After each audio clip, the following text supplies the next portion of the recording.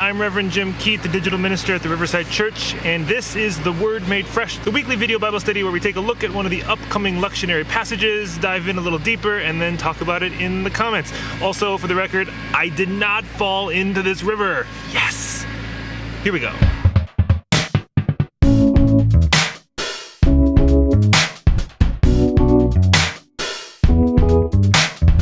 This week is the final Sunday in the liturgical calendar. Did you know that? This is the end of the liturgical year. This coming Sunday, that's it. It's the last Sunday in the season after Pentecost, known as Ordinary Time. Fun fact, it is not called Ordinary Time because it's boring or because the rest of the year is Extraordinary Time. No, it's called Ordinary Time because it comes from the word ordinal, which means counted. And this is the longest season, and you count a lot of weeks, like up to what, week 22, I think, after Pentecost or something. So it's counted time, ordinal time, which became ordinary time. There you go for your Bible Geek Trivial Pursuit. But this week, it's the last Sunday. It is Reign of Christ Sunday.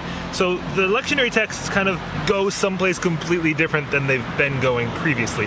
Normally they're moving through a book in kind of chronological order. Well, we just skipped ahead to Jesus on the cross this Sunday. Reign of Christ Sunday, that's the whole thing.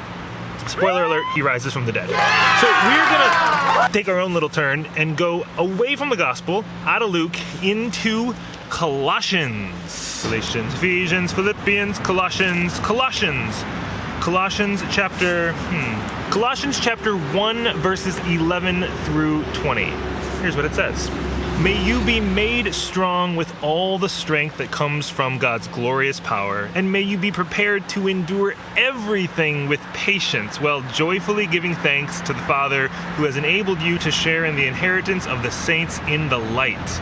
He has rescued us from the power of darkness and transferred us into the kingdom of his beloved Son, in whom we have redemption, the forgiveness of sins. He is the image of the invisible God, the firstborn of all creation. For in him all things in heaven and on earth were created, things visible and invisible, whether thrones or dominions or rulers or powers, all things have been created through him and for him. He himself is before all things, and in him all things hold together. He is the head of the body, the church. He is the beginning, the firstborn from the dead, so that he might come to have first place in everything.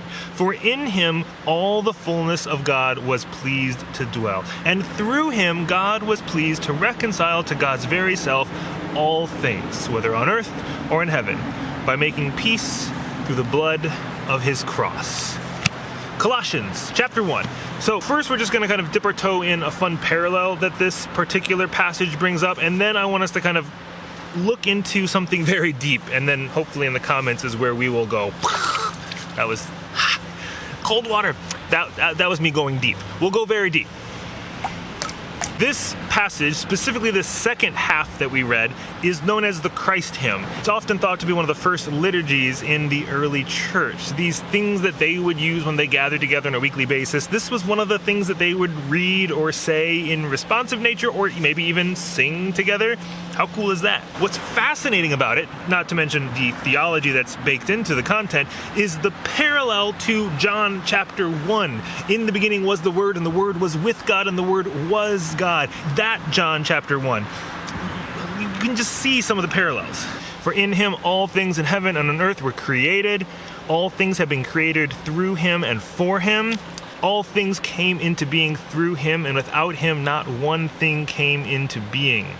The inheritance of the saints in the light. He rescued us from the power of darkness.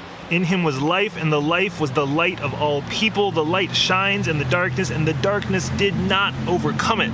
I mean, that's just two fairly direct parallels, and if you really look closely and squint, you can see them everywhere. It's almost like when the author of John was writing their first chapter, they had this Christ hymn from Colossians running through their head. That's just so cool. I just like those invisible lines of connection that are baked into this book sometimes. really fun. But aside from the parallels between Colossians 1 and John 1, what I want us to delve a little bit deeper into is the end of the Christ hymn here in Colossians and the way it kind of opens the door to one particular atonement theology. Now, atonement theology is the different theologies around how the atonement works. The whole Jesus dying on the cross, what happens? What is the atonement, the reconciliation between God and humans? What is the thing that is happening in that moment? And believe it or not, there's a lot of different theories. Or I had a professor in seminary who called them atonement motifs, because we see these motifs throughout the epistles, throughout the New Testament, and then we kind of just resonate differently with different ones.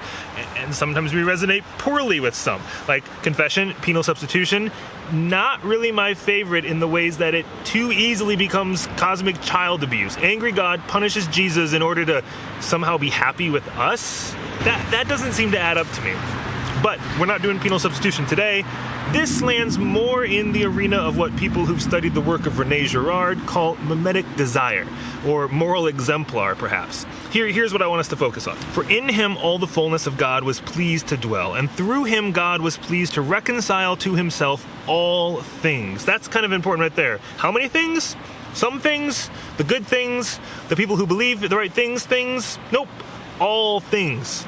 God was pleased to reconcile to himself all things, whether on earth or in heaven, by making peace through the blood of his cross. Peace through the blood of the cross. There's a nuance going on here that I think we might easily miss unless you really are just a Bible geek, which I know some of you are. During this time, Rome was kind of the empire of choice in the world. Empire of force in the world. And Caesar had this whole idea of bringing peace. The Pax Romana, the peace of Rome. And how was that peace brought? Through violence, through bloodshed.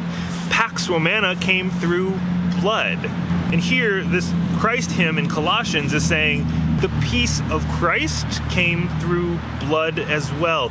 Only it's doing something a little bit different. As Walter Wink said, it's not this myth of redemptive violence, where if you hit me, I'll hit you back even harder so you never hit me again. That doesn't really do anything. It's like shouting at someone, "Stop yelling at me!" The method is the message, people. So in this passage, we see God reconciling all things to God's self through the peace that's brought through the cross. What exactly causes that peace to happen in this violent way? Well, this is where René Girard's work, Mimetic Desire and Moral Exemplar theory, I think is really helpful. This idea that we see in Jesus peace on display. This proclamation, this physical enactment of peace. Not just passive, do whatever you want to me, but exposing that violence for what it is. Exposing it as a means to a certain end, and that end is not peace. That end is just more violence. It's this idea that what Jesus is doing is not striking back violence for violence. This is not sinners in the hands of an angry God. This is a compassionate God looking at our human acts of violence and responding with an act of peace. Jesus being the true human out of which true divinity is found, to expose this myth of redemptive violence, to say peace does not come through bloodshed, peace comes through the end of bloodshed, exposing this system of sacrifices to be perpetually futile, not to mention fatal, and offering peace that encompasses all things. This atonement, this reconciliation being brought back to right relationship is for all of us. In this Christ, this cosmic Christ, all things hold together. The sticks and the leaves and the mountains behind me. All of us, all the people, all the plants, all the animals, all the cosmos hold together. Whew! I like that atonement. I like the atonement that brings all of us together through peace, not through violence. To expose that violence is never the means to peace, but violence only leads to more of the same. Okay, I've kind of gone deep, and now there's a dude blowing leaves over there at the campground next to me. So we're just gonna call it there. You know what to do. Go to the comments, and really I want you to discuss atonement theories. What atonement motifs do you notice in this Christ hymn, this Colossians passage? And then for bonus points, talk a bit about the parallels between Colossians 1 and John 1. Hey, this is like a seminary class suddenly. Who would have thought? All right, I gotta walk back along that. So let's see what happens. Next week, back, more, the Word made fresh. Here we go.